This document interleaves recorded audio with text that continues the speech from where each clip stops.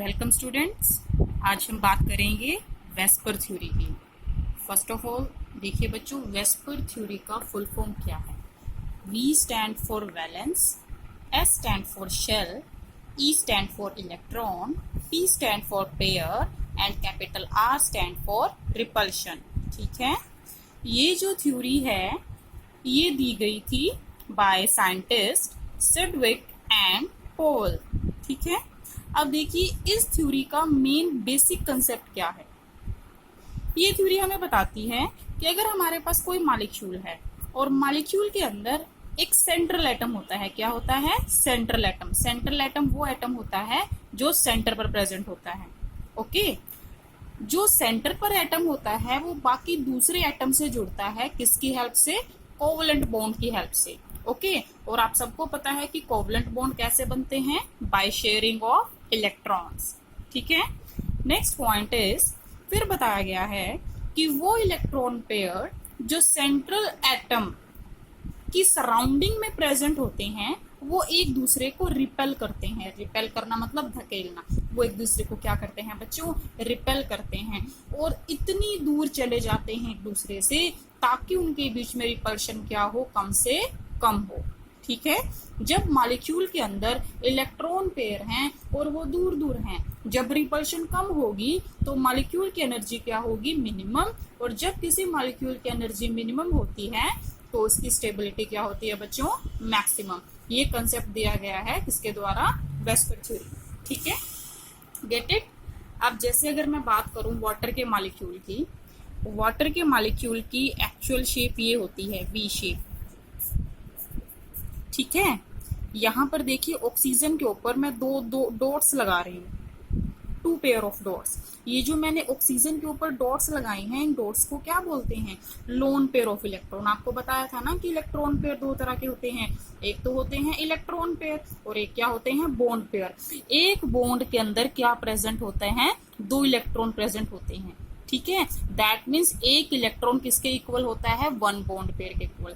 और दो बॉन्ड किसके इक्वल होंगे? टू बॉन्ड पेयर के इक्वल। ओके, जिन एटम्स को हम डॉट के साथ रिप्रेजेंट करते हैं, जिन एटम्स को हम डॉट के साथ रिप्रेजेंट करते हैं जो कि सेंटर में होते हैं, उन्हें कहा जाता है सेंट्रल एटम। और जरूरी नहीं है कि हर बार सेंट्रल एटम के ऊपर लोन पेयर ही हो। वो किसी एटम के ऊपर लोन पेयर होंगे या नहीं होंगे वो डिपेंड करता है कि उसके शेल में कितने इलेक्ट्रॉन है। Get it. अब देखिए वाटर की एक्चुअल शेप ये होती है, वी शेप भी हम इसको बोल सकते हैं और इस शेप को हम बेंट शेप भी कह सकते हैं। इस शेप में क्या है? हाइड्रोजन आपस में इतने डिस्टेंस पर हैं ताकि उनके बीच में रिपल्शन क्या है? कम से कम। ठीक है, अगर रिपल्शन कम है तो दैट मीन्स मॉलिक्यूल क्या है? स्टेबल। बट अगर मैं वाटर के मॉलिक्यूल की शेप इस तरीके से बना दूं तो बताओ क्या ये मॉलिक्यूल स्टेबल होगा? नहीं होगा। क्यों? क्योंकि यहाँ पर बॉन्ड पेयर और लोन पेयर क्या है? बिल्कुल पास पास है। जब ऐसा होता है कि बॉन्ड पेयर लोन पेयर बिल्कुल पास पास होंगे तो उनमें रिपल्शन क्या हो जाएगी? बहुत ज्यादा, और मॉलिक्यूल क्या हो जाएगा? अनस्टेबल हो जाएगा। ठीक है, तो वेस्पर थ्योरी कहती है छोटी सी बात कि किसी भी मॉलिक्यूल की शेप इस तरीके से बनी होती है कि उसके अंदर जो इलेक्ट्रॉन पेयर है ना उनमें रिपल्शन कम से कम हो। बस आपको ये मेन पॉइंट याद रखना है। अब एक और पॉइंट आपको ध्यान रखना है, याद रखना बच्चों कि लोन पेयर में जो रिपल्शन होती है वो बहुत ज्यादा होती है। किससे ज्यादा होती है? लोन पेयर और बॉन्ड पेयर में। सबसे कम रिपल्शन किसमें होती है? दो बॉन्ड में। किसमें होती है? दो बॉन्ड में। बॉन्ड मतलब बॉन्ड पेयर्स में। Get it. अब इसके बाद हम डिस्कस करेंगे कुछ एक मॉलिक्यूल्स की शेप। ठीक है बेटा, ये जो मॉलिक्यूल की शेप है हाइब्रिडाइजेशन का इसमें बहुत इंपॉर्टेंट रोल होता है। Okay, so first of all we will talk about methane. Methane का फॉर्मूला क्या होता है? CH4। ठीक है, अगर हम इसकी शेप को एक्सप्लेन करना है तो सबसे पहले हम किसकी बात करेंगे? इसकी हाइब्रिडाइजेशन की। ओके, तो देखिए क्या है हाइब्रिडाइजेशन। सबसे पहले जब हाइब्रिडाइजेशन की बात की जाएगी मैं किसको कंसीडर करूंगी? सेंट्रल एटम को। सेंट्रल एटम क्या होता है? Main atom. तो CH4 मॉलिक्यूल में सेंट्रल एटम कौन है? कार्बन। कार्बन की मैंने क्या कंसीडर की है, ग्राउंड स्टेट। अब आप सोच रहे होंगे कि ये ग्राउंड स्टेट क्या है। भाई जब आप इलेक्ट्रॉन को एज इट इज फिल कर देते हैं, जैसे कि अफबाओ के अकॉर्डिंग फिल करना होता है, उस स्टेट को क्या कहा जाता है, ग्राउंड स्टेट। क्या कहा जाता है, ग्राउंड स्टेट। ठीक है, तो देखिए कार्बन का एटॉमिक नंबर कितना होता है, 6, और इलेक्ट्रॉनिक कॉन्फ़िगरेशन कितनी होती है, 1s2 2s2 2px1 2py1। ये कॉन्फ़िगरेशन है कार्बन की। मैंने यहाँ पर क्या किया है, मैंने कार्बन के ऑर्बिटल्स का डायग्राम बनाया है। First is 1s 2s and then 2p। आपको पता है कि p सब शेल में क्या होते हैं, 3 ऑर्बिटल होते हैं। अब देखो 1s में कितने इलेक्ट्रॉन होते हैं, 2, 2s में कितने इलेक्ट्रॉन होंगे, 2, और 2px में कितने इलेक्ट्रॉन है, 1, 2py में 1। ठीक है, 2pz में तो कोई इलेक्ट्रॉन आएगा ही नहीं, क्योंकि कार्बन के केस में टोटल इलेक्ट्रॉन कितने हैं, 6।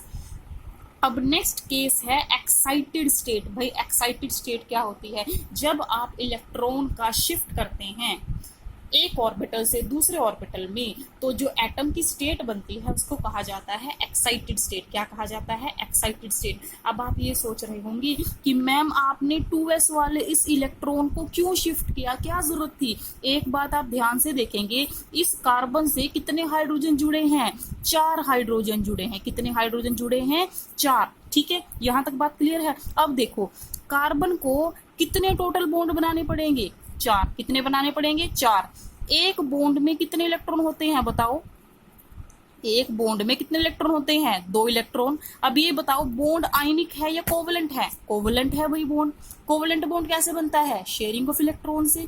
ठीक है भाई, याद रखना, अगर आप इस तरह से शेप के मॉलिक्यूल की बात कर रहे हैं, तो आपका जो सेंट्रल एटम है ना, उसके अंदर उतने ही हाफ फिल्ड ऑर्बिटल होने चाहिए जितने एटम से वो जुड़ा हुआ है। गेट इट, ध्यान से देखो कार्बन कितने हाइड्रोजन से जुड़ा हुआ है, 4 हाइड्रोजन से जुड़ा हुआ है।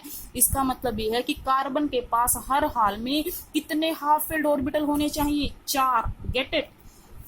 अब इसके बाद देखना क्या होता है, कार्बन के मैंने 4 हाफ फिल्ड ऑर्बिटल बना दी। अब इसके बाद देखना क्या होगा, कार्बन का एक ये वाला ऑर्बिटल किसके साथ जुड़ेगा, हाइड्रोजन के ऑर्बिटल के साथ। किसके साथ जुड़ेगा, हाइड्रोजन के ऑर्बिटल के साथ। ठीक है, हाइड्रोजन हमारे पास कितने हैं, 4 है ना। कितने हाइड्रोजन है बच्चों, हमारे पास 4 हाइड्रोजन है। ठीक है, तो इस तरह से जब हमारे पास 4 हाफ फिल्ड ऑर्बिटल होंगे कार्बन के केस में, वो सारे किससे बॉन्ड बनाएंगे, 4 हाइड्रोजन से। और आप सबको पता है एक बॉन्ड कितने इलेक्ट्रॉन से मिलकर बनेगा, 2 इलेक्ट्रॉन।